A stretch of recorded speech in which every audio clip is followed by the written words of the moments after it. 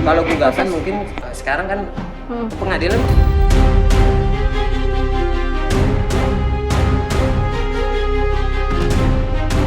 udah lama banget, diungkit lagi mungkin ada rasa sakit hatinya dia. Iya, mungkin ada apanya dia lah, ya udah kita balikin lagi ke istri. Kan istri yang tahu semuanya, Dede mah melakukan itu iya.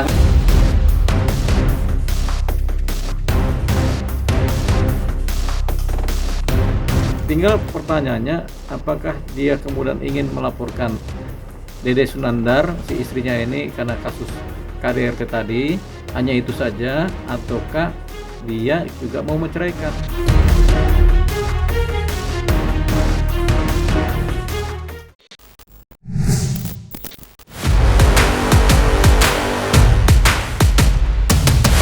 Dunia hiburan belakangan ini kembali dihebohkan isu perceraian. Kali ini menerpa rumah tangga komedian Dede Sunandar dan Karen Hertatum. Komedian yang kerap disapa Dede itu bahkan dikabarkan telah resmi bercerai secara agama setelah menjatuhkan talak 3 pada Karen Hertatum serta telah memulangkannya ke rumah orang tuanya.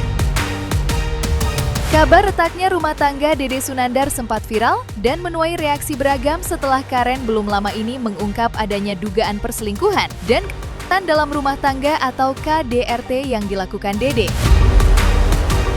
Tidak itu saja yang menjadi bumbu penyebab rumah tangga Dede dan Karen yang sudah 12 tahun dijalaninya tidak bisa lagi diselamatkan, yakni adanya faktor ekonomi.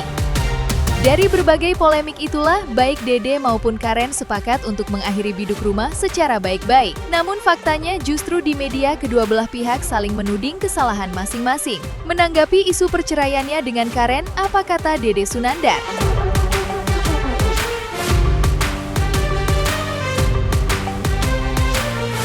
iya kan, dari waktu yang pas pertama aku 2016-2017 talak 1, terus kalau sudah bersetubuh talaknya hilang. Talak 2 udah bersetubuh lagi talak hilang. Tapi tanya aja Bang Ustadz Zaki Mirja, dulu sempat nanya sama beliau, sama Ustadz Zaki Mirja, Ustadz ini Dede udah nyampaikan talak, talak 1, tapi sudah berhubungan kembali, apakah talaknya hilang, kayak gitu. Tapi ya udah talak 3 udah nggak bisa, kayak gitu. Ya udah nggak apa-apa, dianya pun udah gimana ya, melihat muka aku mah masih lihat, mas maksudnya kayak yang ada nggak ada rasa benci atau apa, mungkin karena dia udahlah udah mau masing-masing, ya udah dipersilahkan. Ya wajar lah kan 12 tahun, tapi ternyata dia seperti ini gitu sama aku. Banyak banget yang aku tutupin. Ada, orang tuanya Reren ada tadi, orang tuanya Reren ada, omnya ada ngelihat. Cuman dari aku nggak bawa saksi aja, aku bilang, aku tadi maaf ya Ren, aku nggak bawa mama, nggak perlu, ngapain bawa mama lu, malah kayak gitu maksudnya. Aku datang dengan orang tua baik-baik, terus dia malah dengan ucapan kayak gitu, ya nggak tahu, kasihan aja sih maksudnya. Tetap rasa salah mungkin, orang tua pun pasti pengen datang, pengen minta maaf ke orang tuanya atau gimana, ada perilaku, perkataan. Karena datang baik-baik, aku mulanginnya juga baik-baik sesuai permintaan beliau. Kalau gugatan mungkin sekarang kan pengadilan pakai uang, katanya kan kita belum tahu juga. Ibaratnya kayak gitu. Kata aku gini, kalau dari aku mungkin takutnya lama tuh gimana. Coba deh dari Reren. Dia tadi sih minta berkas-berkasnya tadi. Tolong rapin lah kakak, KTP aku, surat nikah, udah ada semuanya. Tadi aku juga pulang, mah cariin kakak sama KTP mah, bukan nikah. Emang udah bulat lah ya? Udah, dia udah aneh, udah sama bulat lah. Bulat kayak gitu ya. Tetep ya lanjut tetep kayak gitu. Nggak bisa diiniin, nggak bisa dihindarin lagi. Takutnya malah kedepannya lebih parah atau lebih nggak tahu kan, ibaratnya kita kedepannya cuma Allah yang tahu. Dede sama Reren benar-benar nggak bisa lah ini.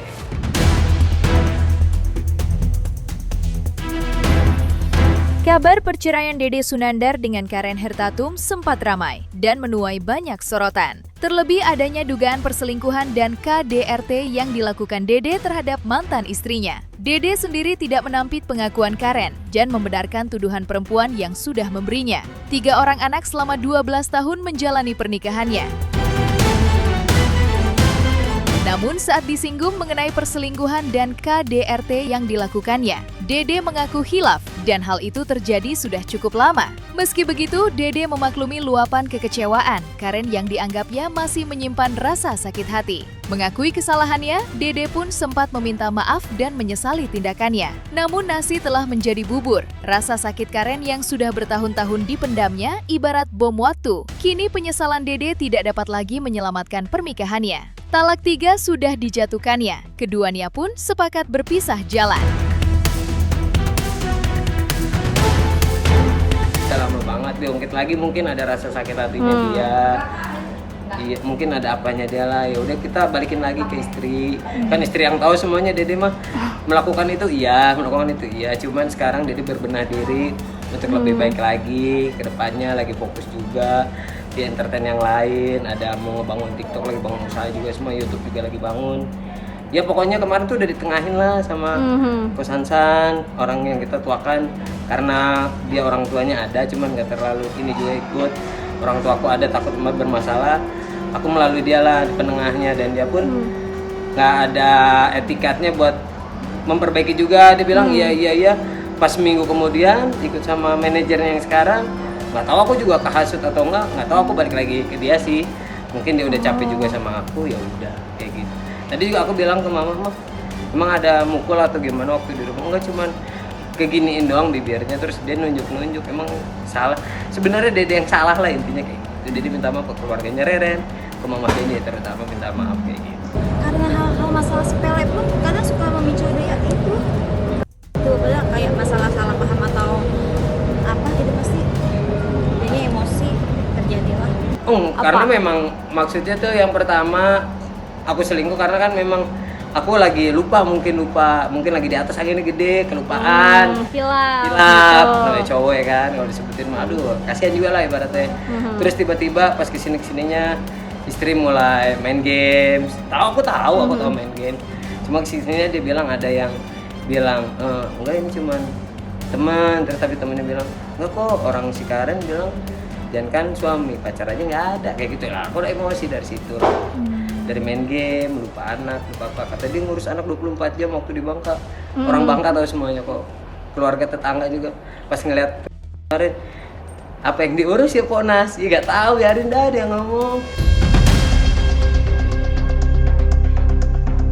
Perselingkuhan dan kekerasan dalam rumah tangga merupakan kejahatan yang diatur khusus dalam Undang-Undang Pernikahan. Itu artinya bisa masuk ranah pidana jika korban membuat laporan polisi. Sebab apapun alasannya, tindak kekerasan sama sekali tidak dibenarkan. Menanggapi polemik perceraian Dede dan Karen yang dilatar belakangi adanya dugaan perselingkuhan dan KDRT, apa kata praktisi hukum De Olipa Yumara? Mungkinkah Dede akan berhadapan dengan hukum atas tindakannya itu, meski sampai dengan saat ini belum ada kabar adanya laporan pidana? Pokoknya aku ada buktinya lah, masih ada bukti handphone, dan aku juga mungkin nanti ya itu aku bakal mana ya. Ada macam-macam penyebab terjadinya konflik dalam rumah tangga. Yang paling sering kalau kita lihat di bagaimana terjadi perceraian ya di pengadilan itu pada umumnya ada dua faktor: ekonomi, di mana keributan karena nggak bisa mencukupi ekonomi rumah tangga. Yang kedua faktor kemudian karena ekonomi tadi ini berselingkuh, gitu, cinta klien hati, gitu. Timbullah keributan. Dua ini aja yang sering terjadi, tapi pada umumnya faktor ekonomi. Tinggal pertanyaannya, apakah dia kemudian ingin melaporkan Dede Sunandar, si istrinya ini, karena kasus KDRT tadi, hanya itu saja, ataukah dia juga mau menceraikan, menggugat cerai gugat terhadap Dede Sunandar. Itu nanti kelihatan tuh. Biasanya kalau udah begitu kan pertengkaran yang terus menerus juga itu kan, jadi timbul nggak saling cinta, pisah aja bawaannya ya.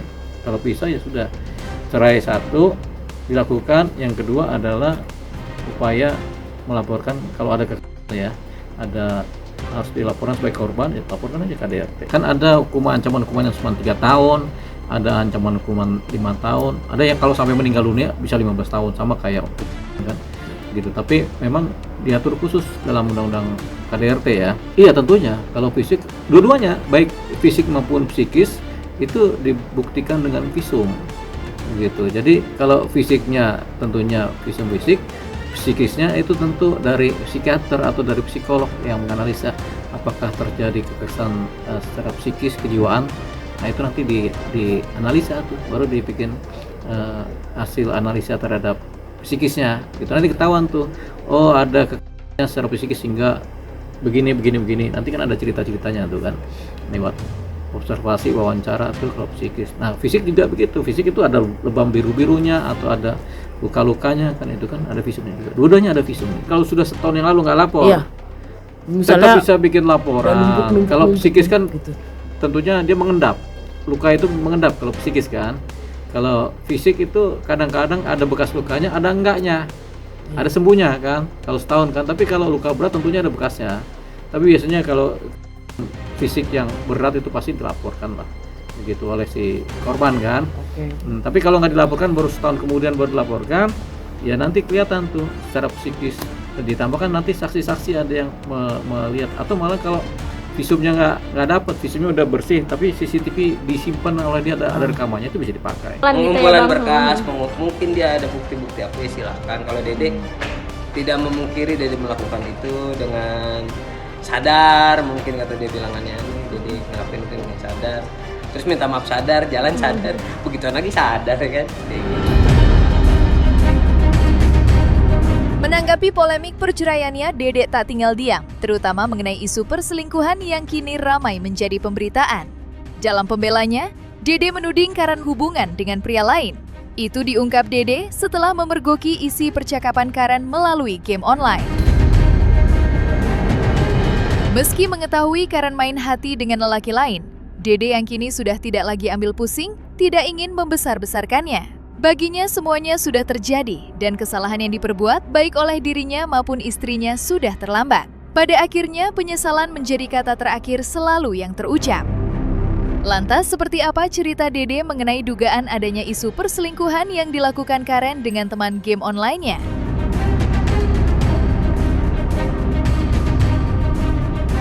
Terus Dede nyampe, ini Reren ulang tahun sini. Oh iya. Saya udah ngumpul orang-orangnya, ini mau berapa? Minum berapa? Dia bilang gitu. Kan ini Reren ada suaminya. Kok bisa sih ngajak bini saya? Ya bang, tapi di depan minumnya. Mau di depan, mau di mana? Mending di klub. Di depan kayak gitu. Akhirnya udahlah kayak gitu. Awalnya sini bilang ke teman yang lainnya. Malah yang sekarang itu yang dia chat itu udah punya calon ceweknya pak ini gitu juga. Kasihan aja sih sebenarnya, kan sempet gede gini. Coba deh lihat deh itu Reren itu siapa. Ya bang, dia bilang nggak punya suami, apalagi pak nggak punya pacar, apalagi suami. Tadi nih Reren tuh suami Dede Sunandar, punya anak 3. Kalau ente mau, ane kasih nih ke ente nih, dia bilang gitu. Cuman anaknya ada yang sakit, apa kamu nerima? Enggak bang, dia bilang gini, tapi udah kirim makanan bang. Ane gitu ngejelasin ke dia. Ane biasa nasi uduk pakai pakai kertas nasi, ini kok pakai mika, siapa yang ngirim nih kan? Dialah orangnya kayak gitu kan, makanan. Dia sakit, kamu sakit kayak gitu ya, namanya orang mesra gimana sih teh, temen tapi cowok. Saya juga bisa kayak gitu, kamu sakit Jan, gue tengokin dia kan, pikirannya jauh kan. Meski sudah resmi bercerai secara agama, baik Dede maupun Karen berkomitmen membesarkan ketiga anaknya secara bersama-sama. Bagi Dede tidak ada mantan anak dan membesarkannya menjadi kewajiban orang tua, meski sudah tidak lagi bersama. Namun yang menarik, Dede tidak memungkiri jika ketiga anaknya sangat dekat dengan dirinya. Dan saat disinggung mengenai kedekatannya itu, Dede menuding Karen selama ini sibuk dengan urusannya sendiri dan kerap mengabaikan tugasnya sebagai seorang ibu. Lantas, apa alasan Dede hingga berani menuding Karen kerap mengabaikan anak-anaknya, hingga dianggap tidak becus merawat ketiga anaknya sendiri dan memilih sibuk dengan game online-nya? Pembicaranya baik kok, kita masing-masing. Komunikasi masih baik ya berarti? Baik, parenting anak masih baik, terus apa juga baik. Jadi ya alhamdulillah baik-baik aja sebenarnya. Mungkin karena dua-duanya emosi, jadi ya udahlah, nggak usah dipungkiri lagi. Dia juga bilang dari omnya juga nggak harus ada yang diperbaiki dari Dede, udah nggak ada om, udah bulat juga Reren, Dede juga udah bulat udah. Jadi kita jalan masing-masing, gedein anak bareng-bareng. Karena kan anak nggak ada bekasnya. Anak-anak sama Dede. Kebetulan tadi Arjuna aku anterin ke mamanya. Karena mau main ke mamanya. Dede mah jangan, nggak kayak gitu. Mau main abang. Nyampe kapan? Paling Minggu siang jemput aku Pak. Oh ya udah. Minta jajan ya udah kasih. Kayak gitu lah emang kewajiban Dede. Sebenarnya deket semuanya mungkin karena apa ya? Parenting anaknya bagus keren sebenarnya. Mah kalau Dede tukang ngejajanin doang. Kayak gitu-gitu kalau misal parenting belajar apa Reren memang juara lah ibaratnya. Ada nangis orang pas ini. Abang kepikiran ya bilang gitu, nggak usah dipikirin. Jadi di gang itu teman-teman aku yang coba nenangin dia memang bukan di umurnya dia tahu begini sebenarnya, cuman karena dia udah di sekolahnya bagus, mungkin ininya juga bagus, jadi udah tahu. Bingung juga Dede ngejelasinnya, cuman Dede dia yang tahu lah berarti kayak gitu. Pasti kita pengen Bukan ekspresinya. mengedepankan estetika. Kadok disampaikan. Jelas tadi mendengarkan.